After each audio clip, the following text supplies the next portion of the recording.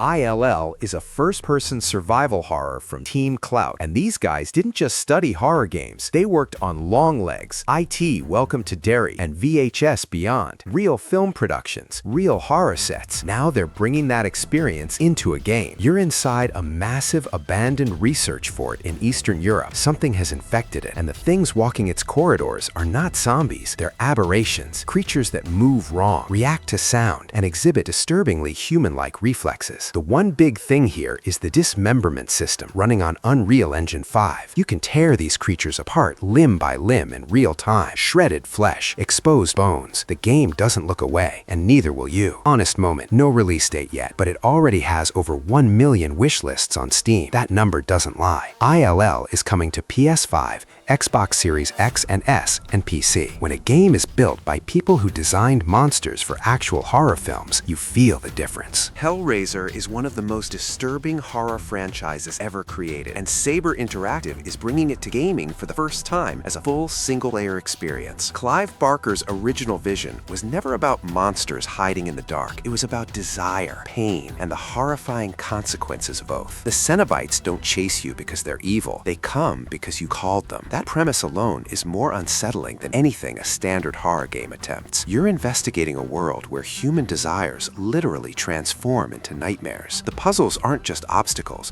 they're moral decisions with physical consequences. Every step forward costs something. The deeper you go, the more the line between victim and participant starts to disappear. Honest moment, no confirmed release date yet. Saber Interactive has a mixed track record. The franchise deserves a masterpiece. Whether this is one remains to be seen. Hellraiser is confirmed for 2026 on PC and consoles. A horror game where the monsters arrive because you invited them. That is a completely different kind of fear. Theater of Idols is a first-person survival horror set inside a collapsing religious cult, and it is one of the most visually disturbing games shown in years. This isn't demons and dark corridors. The horror here is human. You're trapped inside a decaying compound where the people around you have given everything to something that has given nothing back. The architecture is wrong, the rituals are worse, and the thing being worshipped has started answering. You're exploring environments designed to feel like fever dream versions of real sacred spaces, churches that bend inward, altars built from things that shouldn't be used as altars. Every room tells a story you don't want to finish reading. The one big thing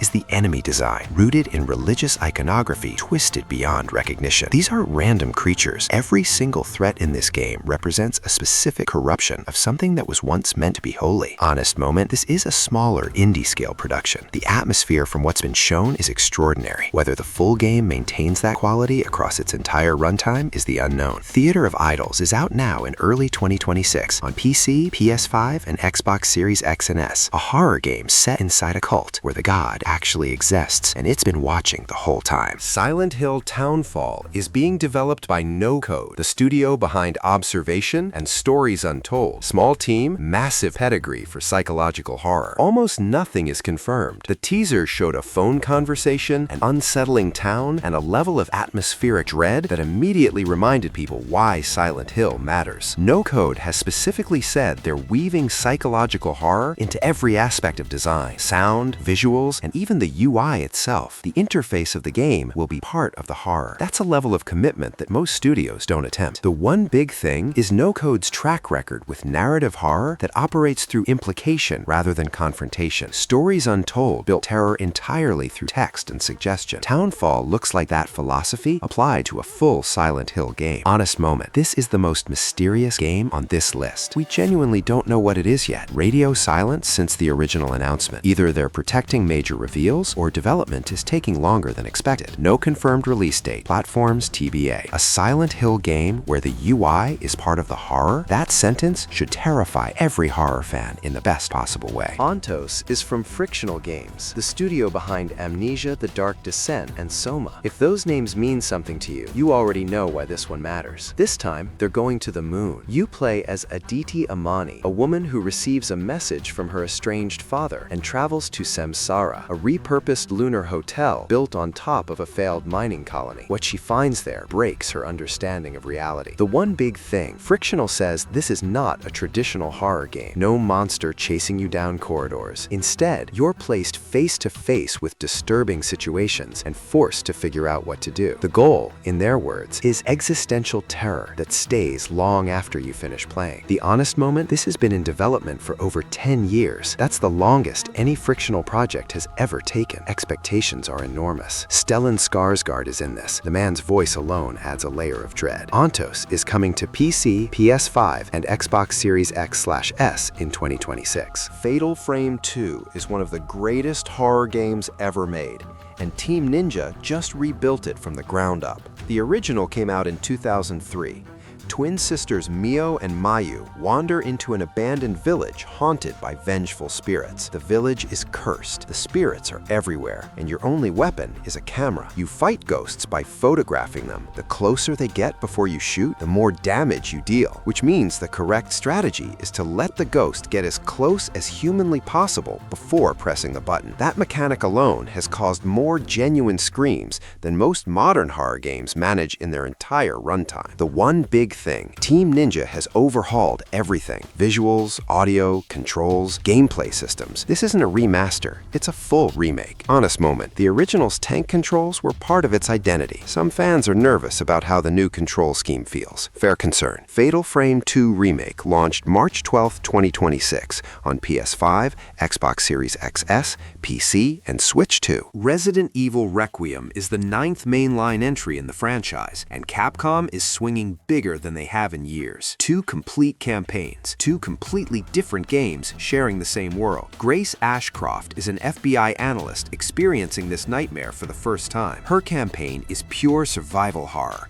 Scarce ammo, tight spaces, a persistent stalker named Victor Gideon who doesn't stop. One weapon, the Requiem revolver. Heavy, powerful, and rare enough that every shot is a decision you feel in your chest. Then Leon S. Kennedy arrives. Same world, different genre entirely. Full action, chainsaw pickups, environmental finishers that react to whatever is around you. Leon in his 50s, still landing his signature kicks, treating bioterror like a profession, because at this point, that's exactly what it is. The one big thing is the perspective swap. You can switch between first and third person at any time. In a game where tight corridors and sight lines determine whether you live or die, that is not a small feature. Honest moment, Capcom has called this the end of the current story arc. Years of narrative payoff riding on a single ending. Whether it satisfies is the only question that matters. Resident Evil Requiem launched February 27, 2026 on PC, PS5, Xbox Series X and S, and Switch 2. Liminal Point is psychological survival horror from Hideworks, built like Silent Hill and Resident Evil, made for right now. You play as Lyra. A cryptic voicemail pulls her back to Ashen Point, a fog-covered island where her bandmate Mira vanished. Crumbling mansions, abandoned hospitals, streets that feel like they're watching you. The isometric perspective means you never fully see what's around the corner. You hear it first, then you decide. The fog is the real horror mechanic here. It doesn't reveal the island to you, it reveals it in pieces, and the line between what's real and what's inside Lyra's head gets thinner with every step. Honest moment, indie debut, small team, the atmosphere looks incredible, but survival horror is hard to balance. We'll see if the full game delivers. PC, PS5, Xbox Series XS, late 2026. Directive 8020 is the next entry in the Dark Pictures anthology from Supermassive Games, and they're calling this the start of a new era for the series. This one is set in space, a distress signal, a crew investigating, something wrong on board. The setup is familiar, but the execution looks sharper than anything Supermassive has done before. The Dark Pictures formula is built around choices and consequences. Every decision you make determines who lives and who dies. No character is safe.